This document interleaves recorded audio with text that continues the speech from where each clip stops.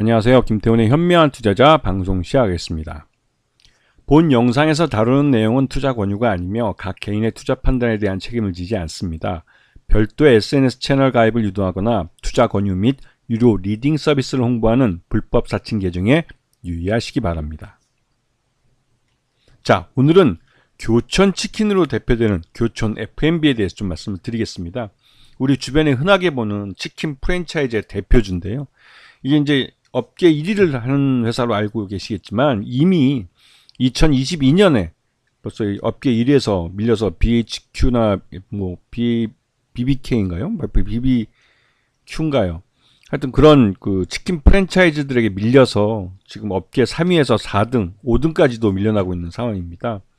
그래서 이 교촌 치킨은 2022년에 이제 가격을 올리면서 그때 이후로 계속 치킨 가격을 올리는 그 대표적인 회사가 돼서 소비자들한테 반감이 좀 있지만 그래도 여기 치킨이 오랫동안 먹어와서 그런지 달달하니 맛은 있습니다. 저도 가끔 그 1차를 저녁 식사를 하면 2차로 가볍게 맥주 한잔 하면서 치킨 좀 먹으려고 뭐 같이 술자리 하는 지인분들하고 가끔 가는 곳인데 근데 여기가 가격이 확실히 좀 많이 오르긴 올랐던 것 같습니다. 지금 생각해도 한번 그 치킨 한 마리 놓고 맥주를 먹으면 그래도 한 3, 4만 원 쉽게 그냥 훌쩍 나가버리니까요. 가볍게 먹는 게 이제 좀 아닌 것 같더라고요. 자, 하긴 그렇고 이 교촌은 이 국내 시장 2022년부터 국내에 신규 출점을 이제 하지 않고 있습니다. 이 말뜻은 이 교촌치킨이라는 브랜드의 이런 뭐랄까요, 그 브랜드 가치를 보호하기 위해서 지나치게 출점을 많이 하지 않고 일정 거리를 서로 이제 하나 동 정도의 거리를 둘 수 있는, 그리고 한 그 가맹점이 일정 수준의 그 수익을 가져갈 수 있는 시장을 확실히 가져갈 수 있는 그런 정책을 피고 있습니다. 그래서 이런 점이 교촌 이 치킨에 대한 프랜차이즈 가치를 높여주는 측면도 있는데요. 이거는 어디까지나 가맹점주들에 대한 얘기고요. 왜냐면 이 가맹점주들이 어떠한 사정으로 이 가맹점을 포기할 때 다음에 오는 사람이 똑같은 이 교촌치킨을 물려받아서 하게 될 경우에는 이 권리금이라는 걸 받게 됩니다. 이게 이제 권리금이라는 건 말 그대로 이제 먼저 상사를 해서 시장을 만들어 놓은 것에 대해서 그 무형의 가치를 인정받아서 돈을 받게 되는 건데요. 이 교촌치킨은 일정 거리의 그 지점 간, 그러니까 가맹점 간 거리를 일정 구간을 두고 그 안에 시장을 서로 분점해서 따로 나눠 가지는 형태를 갖고 있기 때문에 일정 정도의 수준의 마진을 보장하려고 합니다. 거기다가 신규 출점을 하지 않기 때문에 기존에 있는 그 가맹점만 거래되는 그런 형태를 나타내고 있죠. 그러다 보니 이 교촌치킨이라는 이 브랜드의 이런 그 권리금이 올라가는 경향을 나타냈습니다. 몇 년, 그 2022년 이후로 말이죠. 그래서 이제 그 가맹점주들이 이런 점을 굉장히 긍정적으로 보고 좋아했었는데, 근데 최근 들어서 올해 들어와서는 우리나라 경기가 확실히 나빠지면서 소비에 직접적으로 영향을 받는 이런 부분이다 보니까 이쪽이 좀 어려운 게 사실이기도 합니다. 하지만 교촌치킨은 앞에서 말씀드렸지만 이 치킨 브랜드와 다르게 그동안 쌓아놓은 이런 브랜드 이미지도 있고 또 충성 고객들이 어느 정도 있기 때문에 이 2만 원짜리 치킨으로도 충분히 수익을 낼 수 있는 그런 구조를 갖고 있죠. 특히 이제 대도시를 중심으로 돼 있고 지방 같은 경우는 지방 가맹점이 문제였는데 이런 지방 가맹점들을 직영점으로 전환하는 그런 작업을 하고 있고 그게 이번 2분기 때 한꺼번에 비용을 반영하면서 일시적으로 적자 전환을 하기도 했습니다. 하지만 이게 다음 3분기 때는 이런 일시적인 그 반영이 이제 없기 때문에 그 흑자로 전환될 가능성이 굉장히 높은 것이죠. 그래서 2분기 때 주가 하락은 오히려 저가로 매수할 수 있는 기회를 준 것이라고 할 수도 있습니다. 자, 이 프랜차이즈의 사업 구조를 보게 되면 이 교촌 F&P가 그 원재료와 또 이런 마케팅 이런 부분을 차지하고 나머지는 가맹 지원본부를 통해서 가맹점들을 관리하게 되어 있는데요. 이 중간에 가맹 지원본부를 요번에 대거 직영으로 전환했습니다. 그러면서 과거 이제 가맹 지역본부를 운영하던 사람들에게 일시적으로 비용이 꽤 큰 돈이 나갔죠. 하지만 이런 것들은 대부분 이제 일시적인 비용으로 들어간 것이고, 이후에는 이게 이제 이벤트로 끝나기 때문에 추가적으로 비용에 반영되지 않을 겁니다. 자, 전체 보시게 되면 국내 프랜차이즈 쪽에서 원부자재나 이런 쪽이 92.5%의 매출을 차지하기 때문에 이게 프랜차이즈의 가장 큰 소득원이라 할 수 있습니다. 그리고 그 외엔 아직까지는 글로벌 시장에서는 규모의 경제를 달성하지 못했기 때문에 꾸준히 투자가 계속되고 있는 분야이기도 하죠. 그리고 그 외에 이제 신사업을 한다고 해서 뭐 수제 맥주나 이런 것들 하고 있는데, 이쪽은 여전히 이쪽도 아직 규모의 경제를 달성하지 못한 상황입니다. 그래서 지금 연결 포괄손익계산서를 보게 되면 2분기 때 전년하고 비슷하게 매출도 나왔고 영업이익도 나왔는데, 그러니까 매출 총익이 나왔는데 판관비가 예년에 거의 더블이 나온 걸 볼 수가 있어요.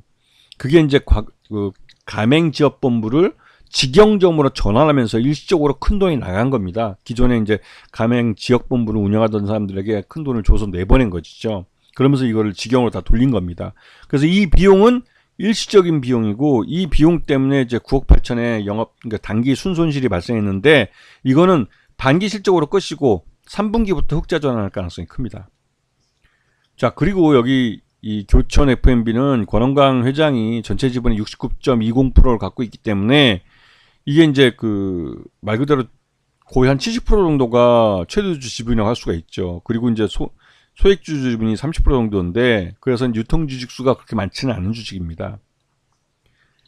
근데 최근 들어서 이 회사가 이 더번 코리아라는 이 대형 프랜차이즈가 요번에 11월 달에 상장을 합니다. 이 회사는 뭐 여러분 잘 아시다시피 백종원 씨가 운영하는 프랜차이즈인데, 브랜드도 25개나 되고, 뭐 우리가 잘 알고 있는 본가니, 새마을 식당이니, 홍콩 반점, 백다방 이런 것도 많이 보고 있고, 최근 들어서 연던 볼카치 때문에 가맹점주들하고 싸움이 나서 그것 때문에 좀 이 IPO 할 때 좀 먹구름이 끼기도 했죠. 그럼에도 불구하고 이미 본코리아는 상장을 한번 미뤘던 적이 있습니다.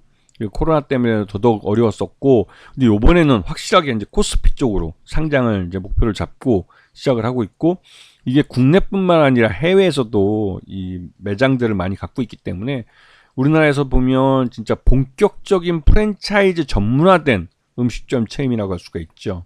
왜냐면 앞에 말씀드렸던 교촌치킨이라는 것은 어디까지나 치킨이라는 단일한 음식을 브랜드로화해서 이 프랜차이즈를 한 거고, 이 그러니까 더본 코리아라는 회사는 다양한 음식들을 이 프랜차이즈화하는, 즉 프랜차이즈 자체가 사업 목적이 되는 회사입니다.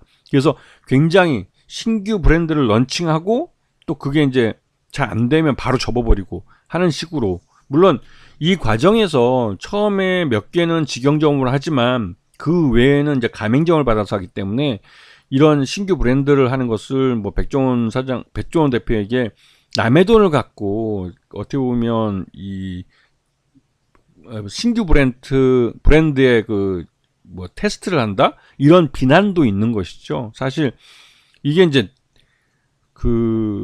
꼭 나쁘다고 보기는 좀 어려운 부분이 있지만, 왜냐면 이러다가 이제 성공한 홍콩 반점이나 백다방 같은 경우 이러다가 이제 성공을 한 브랜드이기도 하고, 또 그렇지 못하고 이제 사라져간 브랜드들도 굉장히 많죠.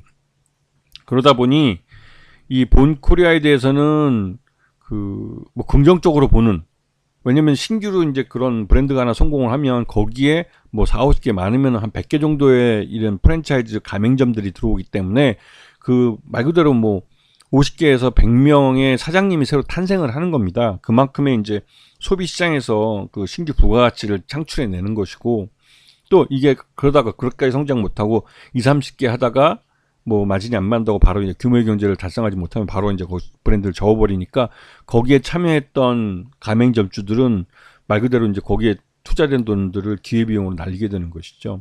근데 이게 이제 이 백종원 대표 쪽 본코리아도 일정 부분 처음 시작할 때는 자신들이 이제 이런 잘 되는 음식점을 보여줘야 되기 때문에 거기에 들어간 돈이 있고 해서 투자비가 완전히 없다고 할 수는 없습니다. 하지만 브랜드를 키우는 데 있어서 들어간 돈들은 대부분이 가맹점주들이 낸 돈들이죠. 근데 이런 문제 때문에 이 백종원 씨가 욕을 먹기도 하는 것인데, 그럼에도 불구하고 본코리아라는 본격 프랜차이즈점을 성공시키고 또 상장까지 시키고 있다는 점에서 의미가 있다는 생각이 듭니다. 그래서 이 백종원 씨를 단순히 이제 엔터테이너로 생각하시는 분들 많겠지만 이분은 진짜로 그 본코리아라는 프랜차이즈 사업가입니다. 전형적인 사업가고 그 사업에서 성공한 자수성가한 사람이죠. 그런 면에서.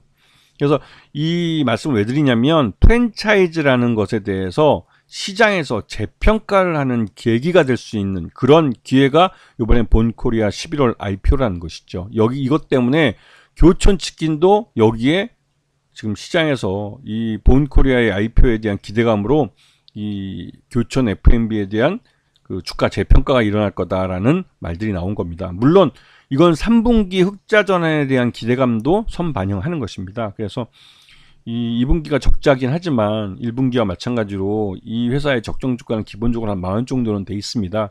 그런데 여기에 이제 여러 가지 복합적인 이유로 이제 주가가 깎이는 건데 특히 이제 교촌 F&B 같은 경우는 요번 그 1분기 실적이 굉장히 좋았죠. 근데 2분기 때 이제 그러니까 지방 가맹점 이것들을 이제 직영으로 전환하면서 이 여기에 들어간 일시적인 비용 때문에 2분기 실적이 적자로 돌아선 것 뿐입니다. 그런데 이건 3분기에 흑자로 돌아설 가능성이 크기 때문에 교촌 F&B에 대해서는 관심을 좀 갖고 보셔야 될 그런 가격대까지 주가가 흘러내렸다라고 보시는 게 맞지 않나 생각이 듭니다. 아시겠죠? 자, 오늘 방송 여기서 마치겠습니다. 감사합니다.